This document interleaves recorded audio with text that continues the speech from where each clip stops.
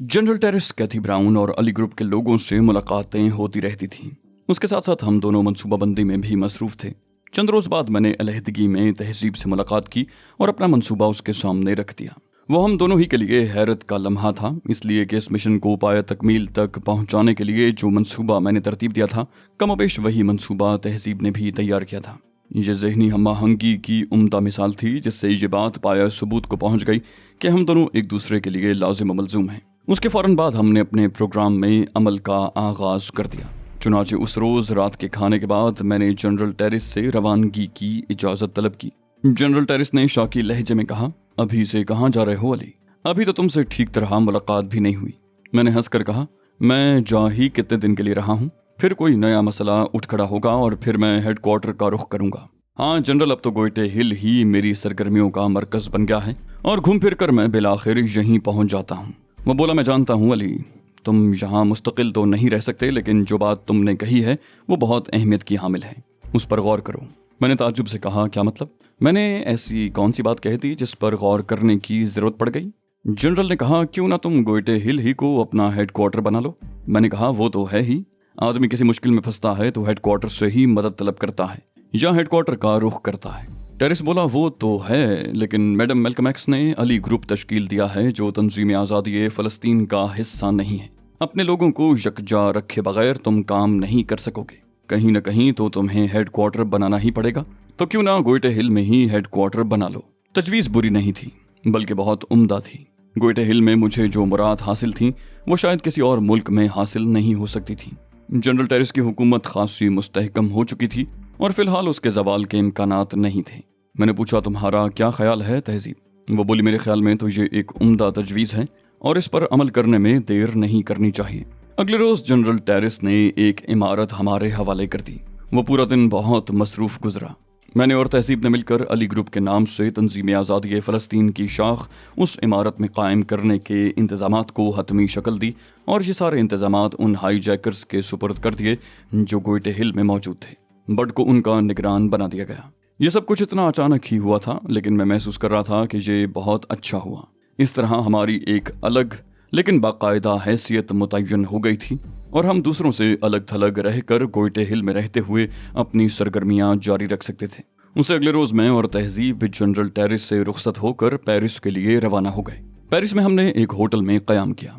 हम दोनों ने मामूली सा मेकअप कर लिया था ताकि गैर ज़रूरी तौर पर किसी की नज़रों में आने से महफूज रहें। उसके बावजूद मैं पूरी तरह मोहतात था कि कोई हमारी तरफ मुतवज्जे तो नहीं है, लेकिन ऐसी कोई बात नहीं थी। पूरी तरह मुतमईन होने के बाद तहजीब ने ओशील मिकाइल से फ़ोन पर राब्ता कायम किया। ओशील ने हमें उसी रोज़ शाम को अपने घर पर बुला लिया।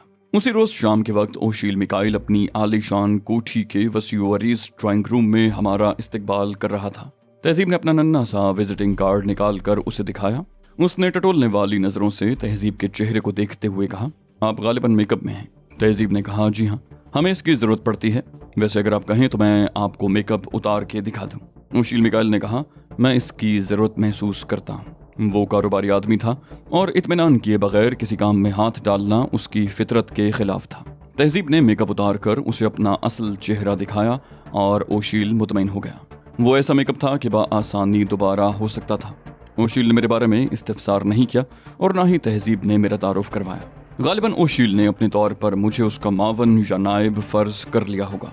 वो बोला, हर चंद कि मैं बहुत थका हुआ हूँ मैडम एक्स, लेकिन आपके साथ होने वाला मुआहिदा ऐसा है कि मैं फौरी तौर पर मुलाकात किए बिना न रह सका, और बावजूद इसके कि आपकी तलब की हुई मोहलत अभी बाकी थी, मुझे तवक्को थी कि आप मियाद से पहले ही आ जाएंगी। तहजीब ने कहा, जैसा कि मैंने आपसे अर्ज किया था मिस्टर ओशील कि मुझे कुछ ऐसी मसरूफियात दरपेश थीं जिनकी वजह से मुझे आपसे मोहलत तलब करना पड़ी। अब मैं उन मसरूफियात से फरागत पा चुकी हूँ और आपका काम करने के लिए पूरी तरह तैयार हूँ। मैंने कहा, मैं शुक्रगुजार हूँ मिस मैल्कम एक्स, इसलिए कि इस काम में जितनी ताख़ीर होगी मुझे उतना ही ज़्यादा नुकसान होगा। मैं चाहता हूँ कि मेरा काम जल्द से जल्द मुकम्मल हो जाए। अगर आप मेरे काम की तकमील का फ़ैसला कर चुकी हैं तो ये बात मेरे लिए बाइस से मुसर्रत है। तहजीब ने कहा, आपके काम के सिलसिले में मैंने अपनी तंजीम के मुतअद्दिद माहिरीन से मशवरे किए मिस्टर मिकाइल, और उनसे गुफ्तगू के बाद मैं इस नतीजे पर पहुंची कि अपने मावनीन के साथ मिलकर मैं इस काम को बखूबी सर अंजाम दे सकूंगी। ओशील बोला, मैंने जो तफसीलात आपके गोशगुजार की थी उन पर अपनी तंजीम के माहिरीन से गुफ्तगू के बाद आपने ये तयन तो यकीनन कर लिया होगा کہ آپ کام کا آغاز کہاں سے کریں گی؟ تہذیب نے کہا کام کے آغاز کے لیے مشرقی برلن جانے کے سوا کوئی چارہ نہیں۔ اوشیل بولا میرا اپنا بھی یہی خیال تھا مس میلکم ایکس، میں نہیں چاہتا کہ ہاروت رابیل کو وقت سے پہلے اس سلسلے میں کوئی بھنک پڑے۔ پہلے ڈی فاسٹر مسروقہ فارمولوں سمیت ہمارے ہاتھ آ جائے، اس کے بعد ہاروت رابیل کو پھانسنا بھی زیادہ مشکل نہیں رہ جائے گا۔ تہذیب نے کہا بالکل ٹھیک خیال ہے مسٹر میکائل، اور ہم خود بھی یہی کوشش کریں گے کہ ڈی فاسٹر ہمارے ہاتھ آ جائے اور ہاروت رابیل کو اس کی ہوا بھی نہ لگنے پائے۔ اب آپ یوں کیجئے کہ اس سلسلے میں جتنی معلومات ممکن ہو ہمیں فراہم کر دیں، میں کام کا آغاز فوراً ہی کرنا چاہتی ہوں۔ اوشیل نے کہا میں آپ کو وہ تمام تفصیلات ابھی مہیا کرتا ہوں مس ایکس، لیکن پہلے یہ بتائیے کہ آپ کیا پینا پسند کریں گی؟ تہذیب نے کہا کچھ نہیں شکریہ۔ اوشیل میکائل کے سامنے میری حیثیت ایک خاموش تماشائی کی سی تھی۔ یہ بات میں نے اور تہذیب نے پہلے ہی طے کر لی تھی کہ اس سے تمام گفتگو صرف تہذیب کرے گی، میں کسی مرحلے پر بھی دخل اندازی نہیں کروں گا۔ اوشیل نے ایک طرف لگی ہوئی بیل کا بٹن دبایا، اس نے کچھ پینے کے لیے اصرار نہیں کیا تھا۔ گھنٹی کا بٹن دبنے کے رد عمل میں دبلی پتلی جسامت والا ایک شخص ڈرائنگ روم میں نمودار ہوا۔ اس کا چہرہ جھریوں سے بھرا ہوا مگر اس کے ہر انداز میں بے حد چستی تھی۔ اوشیل نے اسے حکم دیا فائل نمبر 330 اٹھا لاؤ۔ وہ کسی روبوٹ کی مانند چلتا ہوا باہر نکل گیا۔ اس کے جانے کے بعد اوشیل پھر تہذیب سے مخاطب ہوا، مس ایکس یہ ایلی گروپ کیا چیز ہے؟ آپ تو گرین پول سے متعلق تھی نا، کیا ایلی گروپ گرین پول کی ہی کوئی شاخ ہے؟ تہذیب نے کہا آپ تو بہت بڑے کاروباری آدمی ہیں مسٹر میکائل، آپ کی یادداشت اس قدر خراب تو نہیں ہونا چاہیے۔ اوشیل بولا میں سمجھا نہیں۔ تہذیب بولی میں نے آپ کو بتایا تھا کہ میں گرین پول کو خیر باد کہہ چکی ہوں اور علی گروپ خالصتاً میری اپنی قائم کردہ تنظیم ہے جو آپ کے لیے ڈی فاسٹر کو اغوا کرنے کا کام کرے گی۔ اوشیل بولا اچھا ہاں آپ نے مجھے بتایا تھا، کاروباری الجھنوں میں یہ بات ذہن سے نکل گئی تھی، مجھے افسوس ہے۔ تہذیب بولی کوئی بات نہیں مسٹر میکائل، آپ دیکھیں گے کہ گرین پول کے نمائندے کی حیثیت سے میں نے جس طرح آپ کے لیے خدمات انجام دی تھیں، علی گروپ آپ کے لیے اس سے کہیں زیادہ بہتر طور پر کام کرے گا۔ مجھے ہر شعبے میں ماہر ترین لوگوں کی خدمات حاصل ہیں۔ اوشیل نے کہا مجھے یقین ہے مس ایکس، تبھی تو میں نے اس سلسلے میں آپ پر انحصار کیا۔ اور اسی وقت آدمی نما روبوٹ یا روبوٹ نما آدمی فائل لے کر اندر آ گیا۔ فائل اس نے بڑے احترام سے اوشیل کے سامنے رکھ دی۔ فائل رکھ کر وہ کسی روبوٹ کے ہی مانند مڑا اور نپے تلے قدموں سے چلتا ہوا واپس چلا گیا۔ اوشیل نے فائل کھولی، چند لمحے فائل کی ورق گردانی کرتا رہا، پھر بولا ڈی فاسٹر کے بارے میں تمہیں بتا چکا ہوں مس ایکس کہ وہ نسلاً جرمن ہے اور اس کا تعلق شیمرخ خاندان سے ہے۔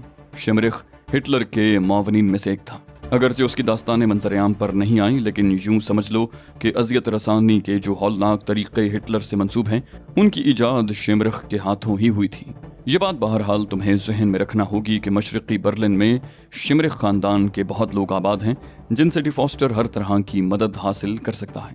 میں یہ نہیں کہتا کہ مشرقی جرمنی کی حکومت ڈی فاسٹر کی پشت پناہی کر رہی ہوگی، نہ ہی خود ڈی فاسٹر یہ بات گوارا کرے گا کہ اس وقت اسے کسی حکومت کا تعاون حاصل ہو۔ ایسے معاملات میں حکومتوں کا ملوث ہونا نقصان دہ ثابت ہوتا ہے۔ امکان یہ ہے کہ اس نے KGB کے ذریعے روس کی حکومت سے رابطہ قائم کیا ہوگا، اور اگر روس کو اس فارمولے کی بھنک بھی مل چکی ہے تو وہ ہر قیمت پر اسے حاصل کرنے کی کوشش کرے گا۔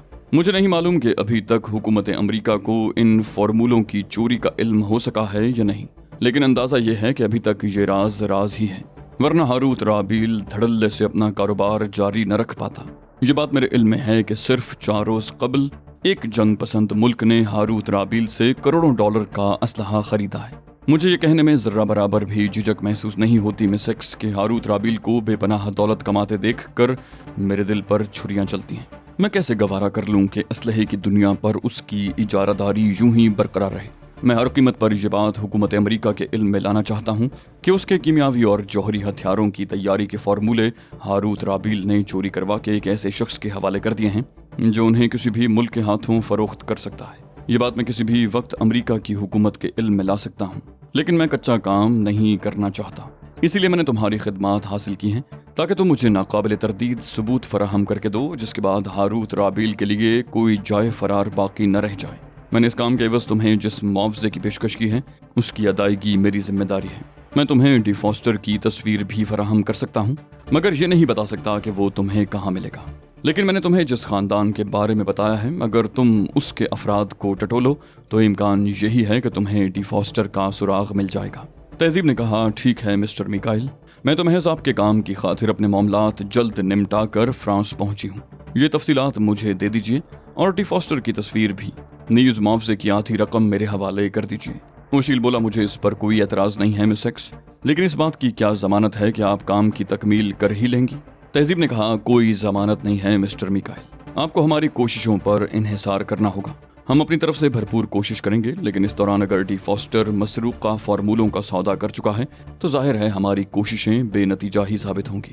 ओशील बोला, ये बात तो मैं यकीन से कह सकता हूँ मिस एक्स कि डी फॉस्टर ने अभी तक मसरूका फार्मूले किसी मुल्क के हाथ फरोख्त नहीं किए। ये बात अलबत्ता ज़रूर मुमकिन है कि इस सिलसिले में उसने मुख्तलिफ ममालिक से मुरासलत शुरू कर रखी हो।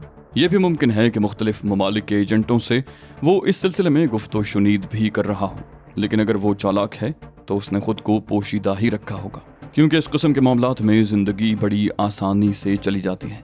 रहा सवाल मुआवजे की तयशुदा रकम में से निस्फ एडवांस का, तो वो मैं यहीं अदा कर सकता हूँ, लेकिन अगर कामयाबी ना हासिल कर सकी तो क्या होगा?